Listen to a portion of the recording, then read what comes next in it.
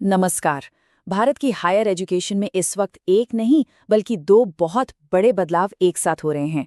एक तरफ पूरे सिस्टम का भविष्य ही नए सिरे से लिखा जा रहा है और दूसरी तरफ कैंपस के अंदर के माहौल को सुधारने के लिए एकदम नए और सख्त नियम बनाए जा रहे हैं।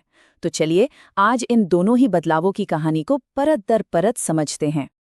सबसे पहले इस बात के पैमाने को समझना बहुत जरूरी है।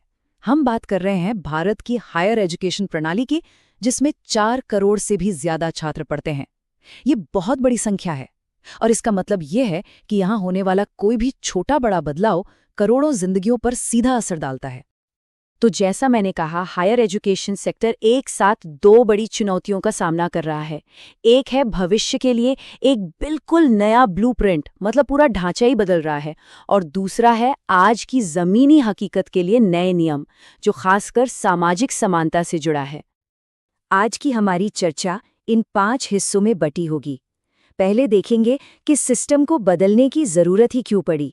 फिर ये नया 4 हिस्सों वाला फ्रेमवर्क आखिर है क्या। उसके बाद समानता के लिए जो नए नियम आए हैं उनकी बात करेंगे। फिर उन नियमों से जुड़े विवाद को समझेंगे और आखिर में देखेंगे कि इन सबका कैंपस के भविष्य पर क्या असर हो सकता है। तो शुरू करते हैं पहले सेक्शन से, पूरे सिस्टम का कायापलट। सबसे बड़ा सवाल तो यही है कि आखिर भारत अपनी लगभग 70 साल पुरानी व्यवस्था को बदल ही क्यों रहा है। इसका जवाब पुरानी और बहुत ही उलझी हुई रेगुलेटरी बॉडीज को बदलने की जरूरत में छिपा है। देखिए, इस बदलाव की वजह को समझने के लिए मौजूदा व्यवस्था को देखना होगा। आज देश में 1000 से ज्यादा यूनिवर्सिटीज और 60,000 से ज्यादा इंस्टीट्यूशंस हैं, और इन सबको कंट्रोल करने के लिए यूजीसी, एआईसीटीई और एनसीटीई जैसी कई अलग-अलग संस्थाएं हैं। नतीजा, बहुत ज्यादा नियम कानून और एक ही काम का बार बार होना। इसी उलझन को सुलझाने के लिए नेशनल एजुकेशन पॉलिसी 2020 में पूरे सिस्टम को बदलने की बात कही गई। और ये कोई छोटी मोटी सिफारिश नहीं थी। नेशनल एजुकेशन पॉलिसी 2020 में तो साफ साफ लिखा था, हायर एजुकेशन सेक्टर में नई ऊर्जा भरने और इसे फलने फूलने का मौका देने के लिए रेगुलेटरी सिस्टम को पूरी तरह से बदलने की जरूरत है। मतलब सरकार की मंशा बिल्कुल साफ थी। ठीक है, तो प्रॉब्लम तो समझ आ गई, लेकिन इसका सॉल्यूशन क्या है? यहीं पर आता है हमारा दूसरा सेक्शन और ये नया 4 भागों वाला ढांचा, जिसे विकसित भारत शिक्षा अधिष्ठान विधेयक 2025 के जरिए सामने लाया गया है। इस नए ढांचे को समझने का सबसे आसान तरीका है इसे एक छतरी की तरह देखना। सबसे ऊपर है विकसित भारत शिक्षा अधिष्ठान, जो कि एक कमीशन होगा और बड़ी रणनीति तय करेगा। और इस छतरी के नीचे 3 मजबूत पिलर या कहीं परिषदें होंगी। एक नियम कानून के लिए, दूसरी क्वालिटी चेक के लिए और तीसरी पढ़ाई लिखाई के स्टैंडर्ड्स तय करने के लिए। तो इसका सीधा सीधा मतलब क्या हुआ? मतलब ये कि ये नया बिल 3 बड़े और पुराने कानूनों की जगह ले लेगा। यूजीसी एक्ट 1956, एआईसीटीई एक्ट 1987 और एनसीटीई एक्ट 1993। मकसद बिल्कुल साफ है, पूरे सिस्टम को सरल बनाना। इस पूरी नई व्यवस्था के पीछे एक बड़ा मंत्र है, लाइट बट टाइट रेगुलेशन, यानी नियम कानून का बोझ कम हो लेकिन पकड़ मजबूत हो।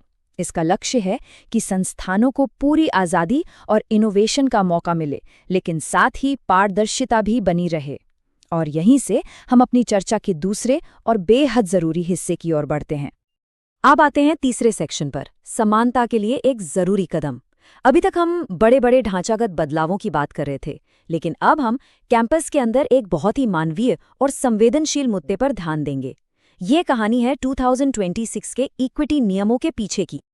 सवाल ये है कि इन नए नियमों की जरूरत पड़ी ही क्यों? इसका जवाब इन आंकड़ों में है, और ये आंकड़े वाकई चौंकाने वाले हैं। सुप्रीम कोर्ट में दिए गए डेटा के मुताबिक जातिगत भेदभाव की शिकायतें तेजी से बढ़ी हैं। जहां 2017-18 में 173 शिकायतें थीं, वो 2023-24 तक बढ़कर 378 हो गई। ये 118% से भी ज्यादा की बढ़ोतरी है। लेकिन ये सिर्फ आंकड़े नहीं हैं, इन नंबरों के पीछे असल दुनिया की बहुत दुखद घटनाएं हैं। 2016 में रोहित वेमुला का मामला हो या 2019 में डॉक्टर पायल तड़वी का, इन घटनाओं ने पूरे देश में दलित और आदिवासी छात्रों के साथ होने वाले भेदभाव पर एक बड़ी बहस छेड़ दी। इन्हीं सब के बाद 2025 में सुप्रीम कोर्ट ने यूजीसी को सीधे सीधे निर्देश दिया कि 2012 के जो कमजोर दिशा निर्देश हैं उन्हें हटाकर सख्त और समय सीमा वाले नियम बनाए जाएं। तो आखिर ये नए 2026 के नियम कहते क्या हैं? पहली बात, हर संस्थान में समान अवसर केंद्र बनाना अब अनिवार्य है। दूसरी, वाइस चांसलर या प्रिंसिपल की निगरानी में एक इक्विटी कमेटी बनेगी। तीसरी और सबसे जरूरी बात, शिकायतों पर कार्रवाई के लिए टाइमलाइन तय कर दी गई है। 24 घंटे में एक्शन और 15 दिन में जांच रिपोर्ट। साथ ही एक मानव गरिमा क्लॉज भी जोड़ा गया है जो जाति आधारित अपमान जैसे मामलों को साफ साफ परिभाषित करता है। अच्छा, अब जब भी कोई नया और सख्त कानून आता है तो उस पर बहस तो होती ही है, और इन इक्विटी नियमों के साथ भी कुछ ऐसा ही हुआ। तो चलिए अब चौथे सेक्शन में देखते हैं कि इन नए नियमों को लेकर आखिर विवाद क्या खड़ा हुआ है, जिसे कुछ लोग रिवर्स डिस्क्रिमिनेशन की बहस कह रहे हैं। इस पूरे विवाद की जड़ है नियम 3C। अब इसे समझने के लिए इसके दोनों पहलू देखने होंगे। एक तरफ इस नियम का मकसद SC, ST और OBC समुदायों को सुरक्षा देना है। ये नियम कहता है कि जाति आधारित भेदभाव इन्हीं समुदायों के सदस्यों के साथ होता है। लेकिन दूसरी तरफ इसकी आलोचना करने वालों का तर्क है कि ये नियम सामान्य वर्ग के छात्रों को इसके दायरे से बाहर रखता है, जो खुद भी भेदभाव का सामना कर सकते हैं। उनका कहना है कि ये संविधान के आर्टिकल 14 यानी कानून के सामने बराबरी के अधिकार का उल्लंघन है। और इसी तर्क को एक जनहित याचिका के जरिए सुप्रीम कोर्ट तक ले जाया गया। याचिका में कहा गया है कि ये कानून लोगों को जाति के आधार पर गलत तरीके से पीड़ित और अपराधी की श्रेणियों में बांटता है। ये याचिकाकर्ताओं के उस दावे को दिखाता है कि ये नियम खुद ही भेदभावपूर्ण है। और मामला सिर्फ इस एक नियम तक ही सीमित नहीं है। कुछ और भी मुद्दे हैं जिन पर बहस छिड़ गई है। जैसे फाइनल ड्राफ्ट से झूठी शिकायतों के लिए सजा का प्रावधान हटा दिया गया है। कुछ लोगों को ये भी चिंता है कि इक्विटी स्क्वाड एक तरह की निगरानी संस्कृति को जन्म दे सकते हैं। इतना ही नहीं, विरोध में कुछ अधिकारियों ने इस्तीफे तक दे दिए हैं और कुछ ने तो इन नियमों को काला कानून तक कह डाला है। तो अब हम आते हैं अपने अंतिम और सबसे बड़े सवाल पर, कैंपस का भविष्य क्या होगा। यहाँ हम इस पूरी चर्चा की दोनों धाराओं को एक साथ लाएंगे। एक तरफ है ढांचागत सुधार और दूसरी तरफ है सामाजिक नियम।